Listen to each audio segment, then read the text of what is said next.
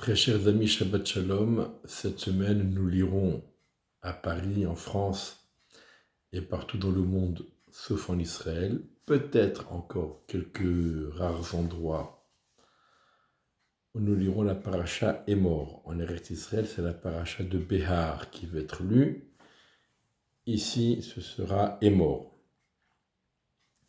Vayomer Adonai el Moshe, Dieu dit à Moshe, Émor el Kohanim bene Aharon, dit aux Kohanim les fils de Aharon, Ve'amarta alehem, et tu leur diras, le nefesh lo yitama be'amav, il ne s'impurifiera pas pour un corps qui est dans son peuple, c'est-à-dire ce n'est pas un proche parent d'une part, et d'autre part, il y a des personnes du peuple qui peuvent s'occuper de lui.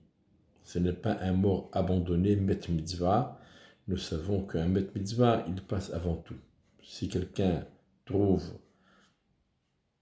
un mort abandonné, personne ne s'en occupe, eh bien il doit s'impurifier, et même s'il est Kohen Gadol, même si c'est le grand prêtre, il doit s'impurifier et s'occuper de cette sépulture abandonnée. Mais si jamais le corps est Béhamav, dans son peuple, ça veut dire qu'il n'est pas abandonné, il y aura quelqu'un qui s'occupe de lui. Donc là, les Kohanim n'ont pas le droit de s'impurifier, sauf pour les 7 proches parents, qui sont le père, la mère, le fils, la fille, le frère, la sœur et l'épouse. Le Kohen Gadol, lui, ne se rendra impur en aucun cas, sauf, comme on l'a dit, s'il est confronté au problème de Met Mitzvah, du mort abandonné. Rashi, et tout lecteur attentif, se pose la question, pourquoi cette redondance dit au Kohanim, fils de Aaron, et tu leur diras. Pourquoi cette redondance? Tu dis-leur et tu leur diras. Rashi nous rapporte la Gemara, les Hazir Gedolim à la Ketanim.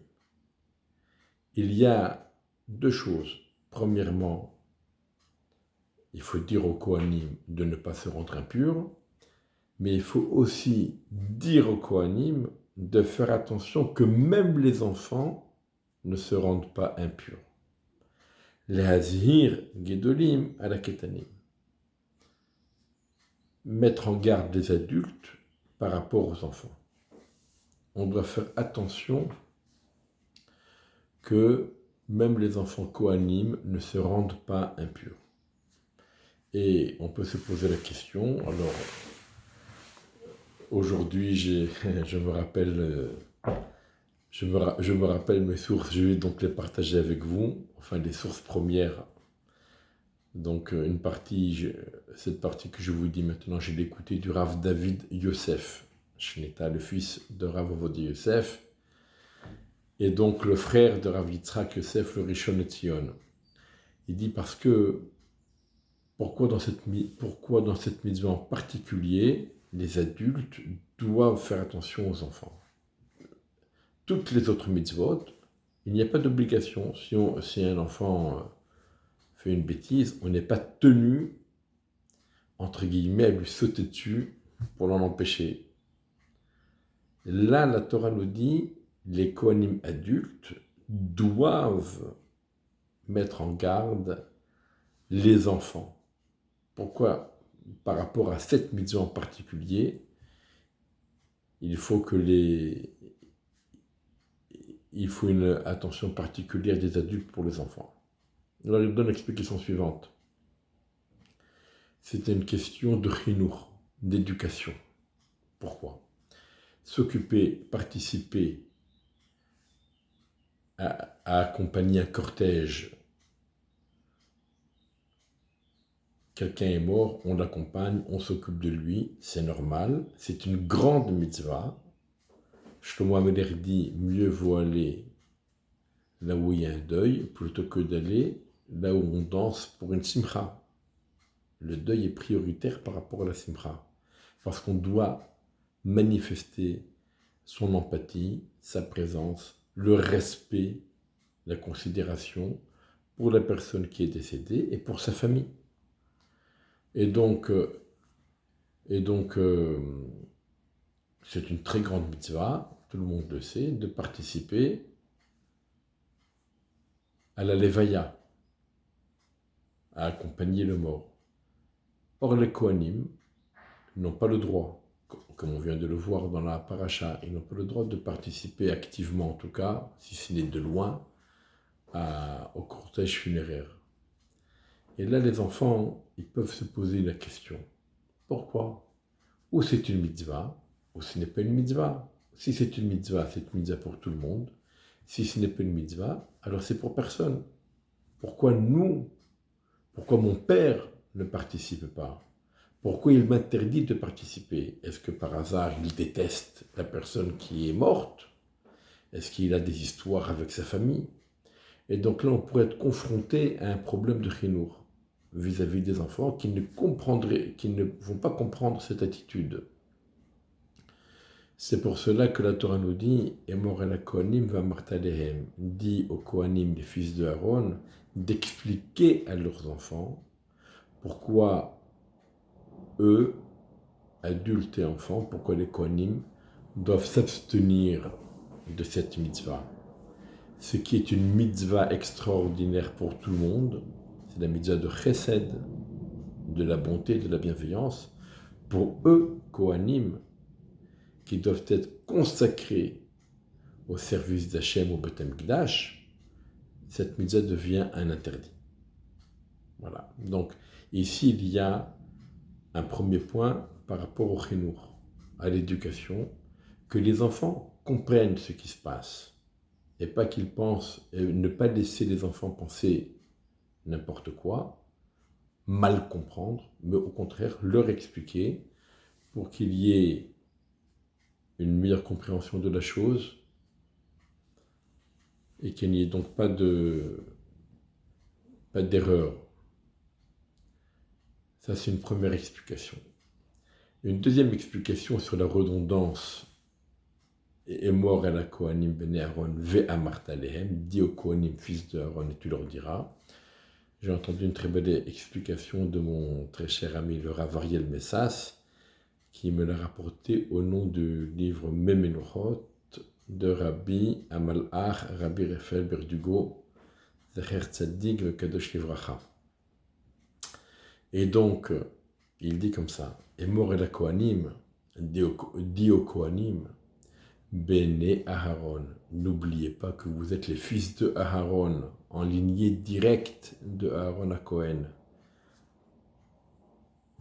Lorsque quelqu'un sait à quelle famille il appartient, il sait qui était son père, qui était son grand-père, qui était son arrière-grand-père, eh bien, c'est beaucoup plus facile pour lui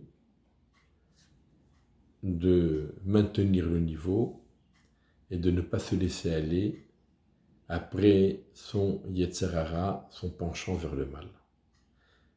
Et mort à la Kohanim, dit aux Kohanim, n'oubliez pas qui vous êtes Béné Aaron, vous êtes les fils de Aaron. Et les Kohanim qui ont été désignés à servir à Kadosh Baruch Hu au temple, dans l'endroit le plus sacré, vis-à-vis d'eux, il pourrait y avoir un esprit critique, un œil critique. Les gens sont prêts au moindre écart, la moindre erreur, ça ne pardonne pas. On leur saute dessus et on est prêt à casser du sucre sur leur dos dès que l'occasion se présente. Pourquoi? En quoi il est mieux que moi? Voilà, il a fait telle et telle bêtise, etc. D'accord? Eh bien, c'est ça. Et mort à la Kohanim, Béné Aaron. Dit au Kohanim, vous êtes les fils de Aaron. Donc, n'oubliez pas que vous devez tout faire pour être irréprochable, pour être digne de la lignée à laquelle vous appartenez. Mais aussi, n'oubliez pas que Aaron, votre ancêtre, bien qu'il ait participé, bon gré mal gré, finalement, il y a participé quand même à la faute du veau d'or, ça ne l'a pas empêché d'être Aaron, premier Kohen Gadol. parce que son cœur et son esprit étaient purs, et que s'il y avait un moindre mal dans ce qu'il a fait, il a fait une tchouva complète, et Akadosh Baruch Hu l'a accepté pour le servir au plus près. Et mort à la Kohanim, Bene Aaron. Il ne faut pas hésiter à faire teshuva quand on fait une bêtise, pour rester digne de servir Akadosh Baruch Hu en tout temps. La fin de la paracha, parle des Kohanim. Et on commence par rapporter le Shabbat. En premier, la Torah évoque le Shabbat. Et tout à la fin, et ensuite, on parle des autres fêtes. Et Rashi nous explique la chose suivante.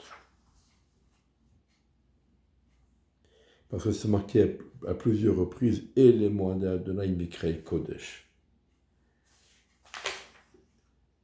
Moadé Adonai Yashatikre ou Otam Mikrei Kodesh, et lehem Moadai, une première fois. Moadé Hashem Mikrei Kodesh, une deuxième fois. Et pour chaque fête, c'est répété. Et ensuite, tout à la fin, on le répète, à la fin du paragraphe. Pourquoi toutes ces répétitions? Et pourquoi, puisqu'on parle des fêtes, alors pourquoi on mentionne le Shabbat ne fait pas partie des fêtes. C'est un jour à part, c'est un jour spécial, mais ça ne fait pas partie des fêtes. Rashi nous dit, Me'inyan Shabbat etzel Moadot, quel est le rapport entre Shabbat et les fêtes? Le Lamedach shekol mhalel et Moadot, ma'alin alav katuv, ma'alin alav ki'ilu chilel et Shabbatot. וכל המקיים את המועדות, מעלין עליו כאילו קיים את השבתות. Ça vient nous apprendre que tout celui qui profane les fêtes, c'est comme si il avait profané le Shabbat. Et tout celui qui respecte et accomplit les fêtes, c'est comme s'il avait accompli le Shabbat.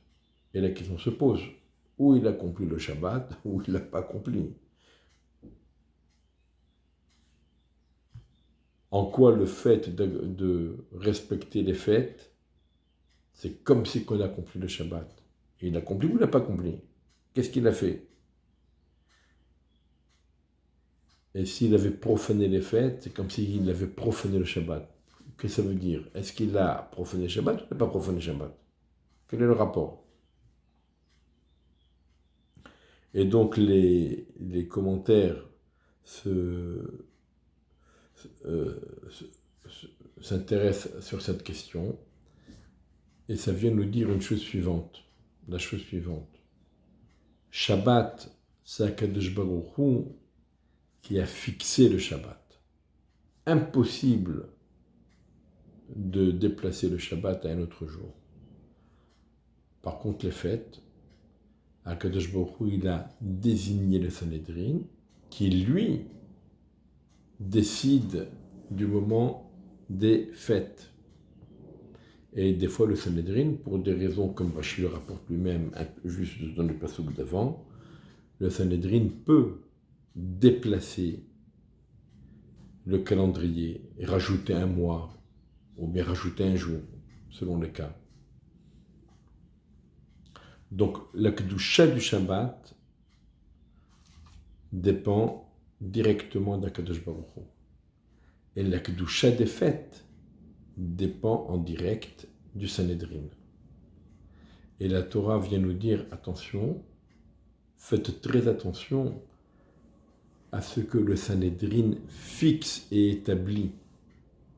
Celui qui transgresse les fêtes, parce que pour lui, après tout, c'est que le Sanhédrin, c'est rien du tout. Ça veut dire qu'il dénigre le Sanhédrin, il méprise la force que la Torah octroie au Sanhédrin, et donc il ne respecte pas les jours de fête. C'est comme si qu'il avait profané le Shabbat qui a été fixé et établi par Akadosh Baruch Hu. Par contre, celui qui respecte les jours de fête, tel que le Sanhédrin l'a établi et l'a fixé, c'est comme si qu'il respectait le Shabbat. Qu'est-ce que ça veut dire? Personne ne peut avoir la prétention de respecter le Shabbat à 100% sans la moindre erreur. Comme on dit dans les chants de Shabbat, les lois du Shabbat, c'est comme une montagne suspendue à un cheveu. Tellement c'est délicat, tellement c'est difficile. Personne ne peut être sûr et certain d'avoir respecté à 100% tous les Shabbatot. Mais si jamais on respecte le Yom Tov, on respecte les jours de fête établis par le Sanhédrin, ça veut dire qu'on accorde de l'importance à tout ce que la Torah nous dit. Et lorsque la Torah elle dit « écoutez le Sanhédrin », alors on écoute le Sanhédrin. Chacun fait au maximum de ce qu'il peut. Alors là, je considère Bezrat Hashem que c'est comme si nous avons accompli tous les Shabbatot à la perfection, même si par erreur et par inadvertance et par ignorance surtout, il nous arrive parfois de commettre des transgressions, de transgression du Shabbat. Voilà, c'est une des explications à ce que Rashi rapporte. Mais en tout cas, on comprend maintenant pourquoi le seul traité de Mishnah qui est dit au singulier, c'est le traité concernant les fêtes. Parce que vous avez Zeraim, c'est un pluriel. On ne dit pas Zera, on dit Zeraim, les semences. Nezikin, les dégâts. Nashim, les lois liées à nos rapports avec les femmes. Taharot, les puretés. Kodshim, les choses qui sont sacrées. Le seul qui est au singulier, c'est Moed. Pourquoi Moed est au singulier? Parce que justement, celui qui respecte les fêtes, c'est comme si il respectait le Shabbat. Celui qui profane les fêtes, c'est comme si il profanait le Shabbat. On a toutes les fêtes et le Shabbat compris sont mis au pied d'égalité et l'un dépend de l'autre et l'autre dépend de l'un. Et donc c'est pour ça que Moed est au singulier et non pas au pluriel. Shabbat Shalom U'Vorach, et ce dernier mot, je l'ai lu, je crois, dans le livre dans les écrits du Rav Yosef Meshash, Zichrono Livracha, Zecher Tzadik V'Kadosh Livracha. Et je ne suis pas sûr d'avoir bien compris, mais en tout cas, c'est à peu près ce qui est dit là-bas. Voilà, Shabbat Shalom U'Vorach,